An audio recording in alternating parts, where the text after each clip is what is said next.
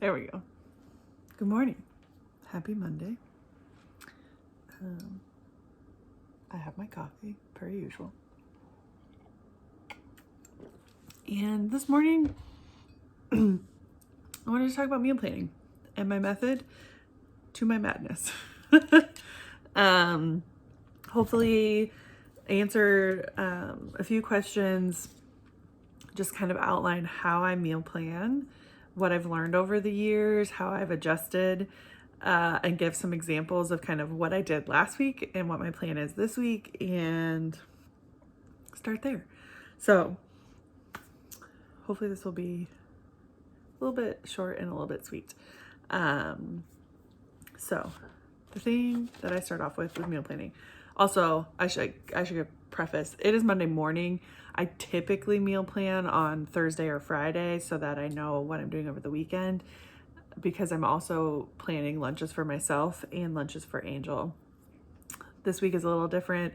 I have leftovers from last week for my lunches, and I went to an event this weekend, picked up a bunch of food for him, for Angel. So lunches are taken care of, which is why I'm not meal planning until Monday morning, because I didn't really have any prep that I needed to do this week. So that is typically how I do that. I will plan Thursday or Friday so that I know what needs to get done over the weekend, and so on and so forth. But today's a little bit different.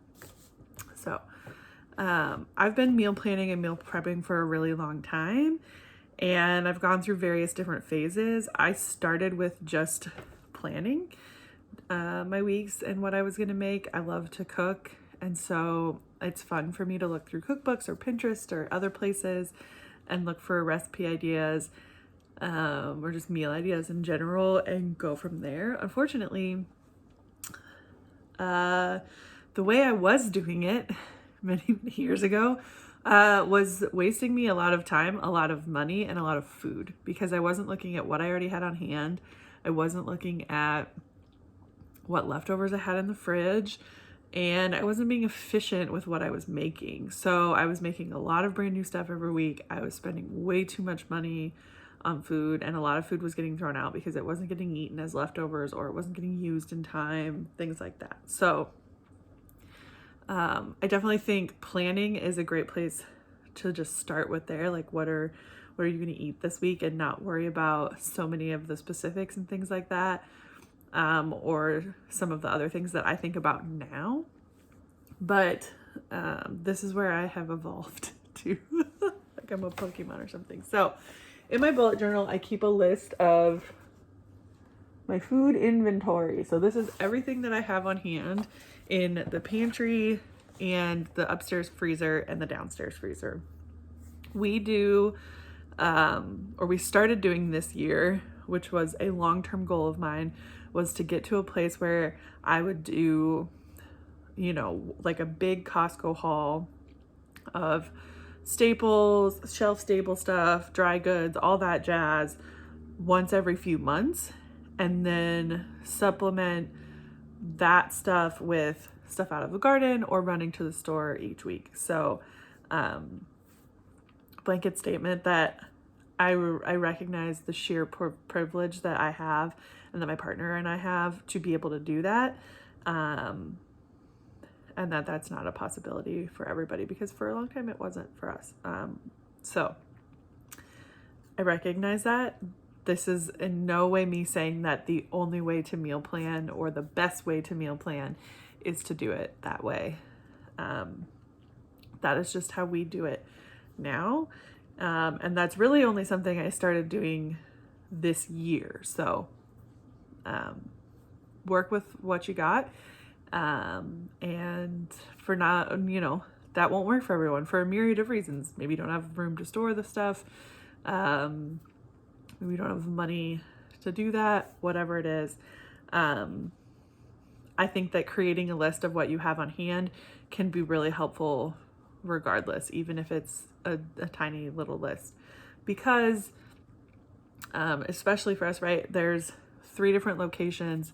Our kitchen is really small, so our pantry is spread amongst like multiple closets and things like that. So having a list of everything in one place is really helpful to be able to look at it and think about, you know, what can I make? What do I have on hand? What do I need to supplement?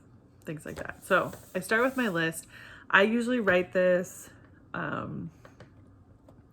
once a month or so, maybe once every 2 months. You can kind of see here, I try and put like pasta and pizza sauce, you know, and then I add little circles or checks or something that tells me how many of those have.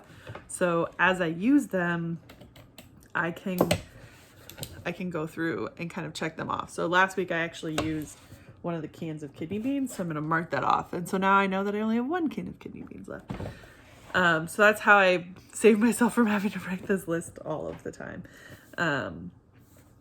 So that is where I start, is first things first, I make a list of everything that I have. And then from there, I grab another piece of paper or notebook and I brainstorm everything I can think of that I can make with this list. And if I have an idea, but I don't have everything I need to make that, I just note that here in the list. So for example, one of the things I wrote down, this is actually last week's list, was falafel. But if I was going to make, you know, like gyros or something, I would need to pick up naan or get yogurt to make naan. You know, I could do a curry noodle soup, but then I would need mushrooms. The other thing I do is kind of add the proteins down the list. So I don't eat meat, but Angel does. And so as I go through this, right, with the curry noodle soup, I'm like, oh, I could add shrimp or salmon to that. So I write that down. Or if I'm going to make pasta, oh, I could make some chicken to go on the side with his, or I could, whatever. So this is kind of how I create the list. So I brainstorm everything, right? Like here I just wrote pasta, and then I wrote all the different sauces I have on hand, the different proteins I have on hand that could go into it, and things like that. So this is my big old list of everything I thought of last week after some kind of brainstorming, looking for inspiration and things like that. And then once I have this big old list, I go to, now I love to bullet journal. You do not have to do this. Like you can just write it on a Post-it note if you want, or put it on the fridge or whatever. But I put it in here. So I have my meal spread and then I pencil in what we're going to eat after I make this big old list. So once I have this list, and this list, I'm not looking at, I'm just writing down everything I can think of. I'm not thinking about how much time I have to make the thing. I'm not thinking about, does that thing sound good to eat this week? I'm not thinking about any of those specifics. I'm just saying, what can I make from the food I have on hand? And that's it. That's how I get this list. Then I take this list and I say, okay, well, Tuesdays and Thursdays nights I have Pilates. So I know I'm going to be home later, which means I need a dinner that's either really fast to put together when I do get home, something that Angel likes to cook, or something that can be already made and ready to go when I get home. So something like a soup that can just be simmering while I'm at class, or a freezer meal that can just be in the oven while I'm at class. I look for those things. I start with those nights. What are going to be my fast meals? What freezer meal am I going to use this week? When I do my Costco haul, I do a freezer prep. So I have enough meals in the freezer to get us through a couple months at a time. So I use one of those every week. So I look at which of those am I going to use and what quick things am I going to to make for those Tuesdays and Thursdays nights. So last week was a really good example of what I have been trying to work on, which is not only planning for efficiency and what I already have on hand, but also planning to repurpose leftovers so they get a new life. So they're not so boring or lame. Some people love leftovers. Some people love eating, like Angel can eat the same thing every day and have no problem with it. I am not one of those people. If I eat something too many days in a row, I like cannot eat it anymore. And that's where I run into the issue of throwing food away. So I've had to work on two things. One, repurposing leftovers 2, I guess 3 things. 2, eating them even when they don't sound good, and 3, not making too much food to begin with in the first place, which can be hard sometimes, especially if you grew up cooking. Like I grew up cooking a lot with my mom or my grandma, and so I'm used to cooking for, 4 to 6 people. Angel and I are not 4 to 6 people. So, but yeah, so last week I made sloppy joes on Monday with a sweet potato hash. So sweet potatoes and some carrots and some okra. And which is probably not really a hash, but I just called it that because that's what made sense in my brain when I was planning it out. So we made sloppy joes. I used a Beyond beef for that since I don't eat meat. And we had sloppy joes. They were delicious. And then Tuesday night we had a freezer meal. Wednesday I made chili. So at this point I still had sloppy joe mix left over. I had already eaten some for lunch. So I made the chili, and I threw the leftover sloppy joe mix that was in there because it's very similar in profile with the tomato base and that kind of smoky flavoring. So I took those sloppy joe leftovers, threw them in the chili to kind of give it a new life, and we had chili and it was delicious. And then the next night I made some pasta that I had on hand. I had just like a little bit of pasta left over in a bag, so I made that up, and then I added that to the chili to turn it into like a mix between like a sauce on a pasta and like a minestrone soup type situation. So added that in to the chili, and we gave that a new life again. So right, the kind of waterfall effect happened there where I made the sloppy joes, I made the chili, then I added the pasta to the chili. 3 meals. They were all lovely, and they were all a little bit different. So that's something I've really been working on, is kind of repurposing leftovers and things like that. Obviously that's not an every week thing, but it is something I'm trying to be mindful of. So this week I have some rice and some tzatziki left over in the fridge. So I think we're going to have salmon tonight with the tzatziki and the rice. Tomorrow I have class, and I think we'll probably do like a breakfast for dinner situation. Sometimes on those Tuesday or Thursday nights, we just like to have, some eggs and some toast and some roasted veg if we have it. I think we probably will have enough okra coming out of the garden still to throw some of that on the side. Wednesday, I have left a question mark. There's not anything that's like majorly like, oh yeah, make that jumping out at me.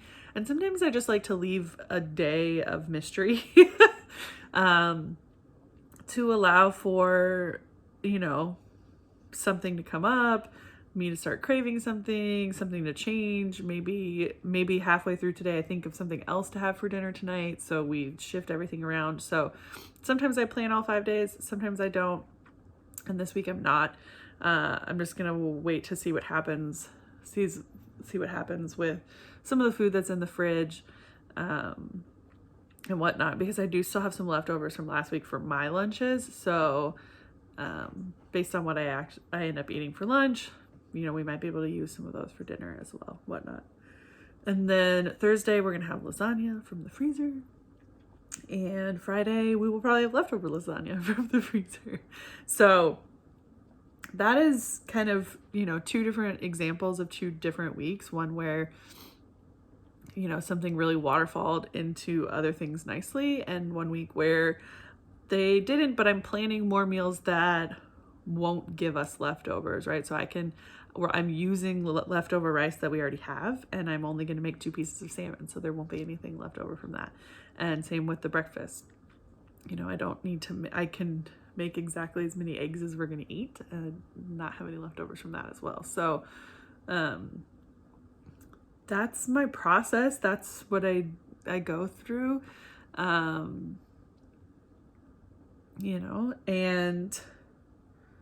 yeah.